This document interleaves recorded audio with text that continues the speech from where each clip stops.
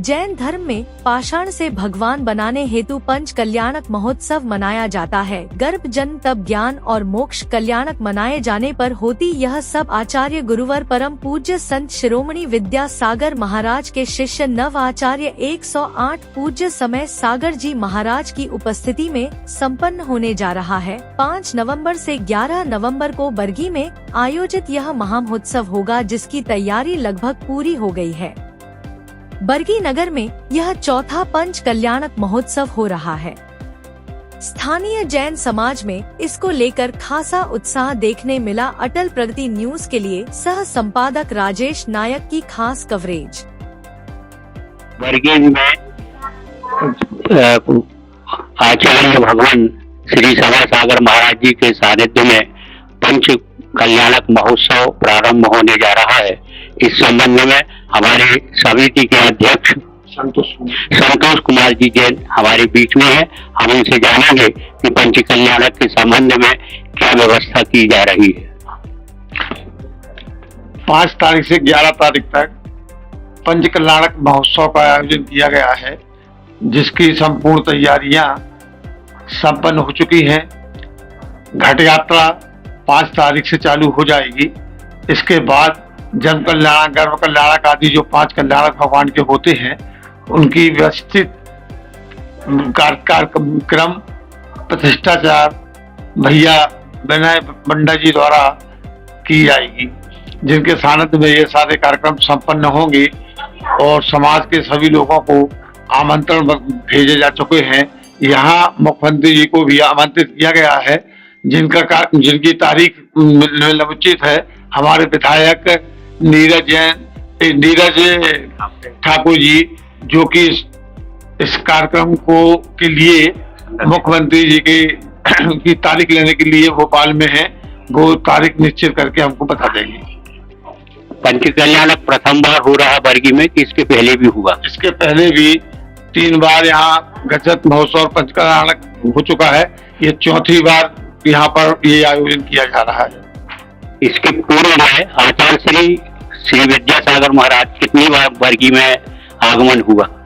आचार्य श्री का आगमन इसके पहले 3 बार हो चुका है और यहाँ से ये कार्यक्रम उन्हीं के सानिध्य में आशीर्वाद से होने जाने वाला था, लेकिन आकस्मिक ऐसी विडंबना हमारे सामने आई कि इस पंच कल्याण को हमें आचार्य समरसागर जी महाराज, जो कि उन्हीं के संघ के हैं, उन्हीं के द्वारा कार्यक्रम संपन्न होगा। इस पंच कल्याणक महोत्सव में कितने मुनि, छुल्लक और आरिकाएं विराजमान हैं? उनके संघ में 21 पिछियां यहाँ पर हैं और 3 माता जी यहाँ पर मतलब उनके साथ में हैं, जिनमें 14 मुनि 9 छुल्लक हैं और 3 नारी। अभी वर्षा योग में यहाँ पर माता जी का चातुर्मास हुआ था क्या? हाँ, यहाँ पर पिछले वर्षा योग में यहाँ पर चातुर्मास हुआ था। वो माता जी यहाँ पर पुनः इस पंच कल्याणक पधार रही हैं। उनकी भी इस कार्यक्रम की रूपरेखा में बहुत योगदान रहा है। आचार्य श्री के द्वारा इसके पूर्व में इस नगर को क्या आशीर्वाद प्राप्त हुआ? आचार्य श्री जी जब रामटेक से यहाँ लौट रहे थे तो बरगी में उनके सामने ये प्रस्ताव रखा गया कि महाराज जी यहाँ 24 का निर्माण किया जा रहा है और आपका आशीर्वाद चाहते हैं इस यहाँ पर पंच कल्याणक शांतिपूर्ण ढंग से संपन्न हो।